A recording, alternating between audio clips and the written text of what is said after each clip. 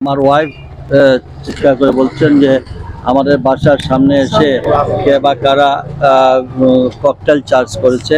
তো আমার বাসার যে সিসি ক্যামেরা, সেই সিসি ক্যামেরাতে দেখা গেছে যে 3টা যুবক, 2জন মারতেছে, আরেকজন ভিডিও করতেছে, এই অবস্থা। অথচ আমার বাসার সামনে এই মেইন পয়েন্টে সকাল থেকে রাত্রে পর্যন্ত পুলিশের সদস্যরা এখানে বসে থাকেন, পিছনেও থাকেন।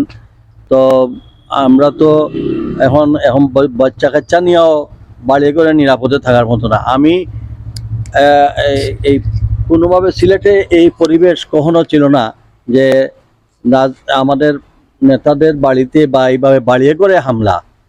আমি আমি আসলে কিছু বলার নাই। তোমার ভিডিও ফুটেজে যে যুবক, এদের নিচের দিকে দেখেন যে তারা, আমি একটা জিনিস দেখলাম, এদের বডি স্ট্রাকচার এবং পায়ে যে বুটের মতো দেখছেন, আপনার জুতাটা দেখছেন, এটা ট্রেন কোনো পার্সনগুলো মনে হচ্ছে। কারণ আপনি এবং এটা কনফার্ম করার জন্য যে এখানে যে হিট করছে, এটা কনফার্ম এইভাবে হইতে পারে না। 2জনে হিট করলেন, একজনে মুভি করতেছেন, ভিডিও করতেছেন, রেকর্ড করতেছেন। তার মানে কি? তার মানে যে এইটা যে হিট করছেন, এটা কনফার্ম করলেন যে আরিফুল হকের বাসায় এই ককটেল চার্জ করলাম। এটা কনফার্মেশন করার জন্যই উনি রেকর্ড। নগরবাসীর কাছে আমি বিচার চাইলাম, আমার কি অপরাধ? আমার বাচ্চা কাচ্চা নিয়ে আমি ঘরে থাকতে পারতেছি না। আমি যেহেতু ক্যামেরায় ধরা পড়ছে, আমাদের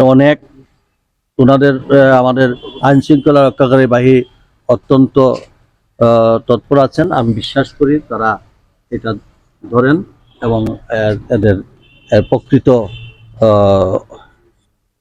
যারা এই ঘটনা ঘটাইছে তাদেরকে ধরা হোক। বাসার গেট লক করা ছিল, আমার বাসার সামনেই গেটের উপর আঘাত করা হয়েছে। তো এখন এই ধরনের যখন এসে হিট করে, তার মানে হইলো আমরা বাইরে গেলেও তো আমার নিরাপদ।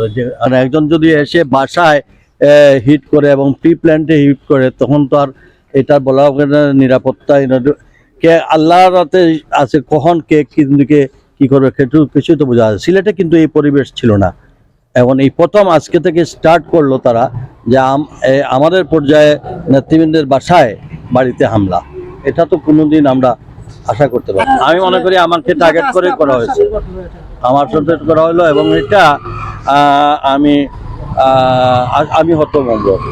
তবে আমি মনে করি সিলেটের মানুষ, আমাদের জনগণের কাছে আমি এটা একটা প্রতিবাদ হওয়া উচিত।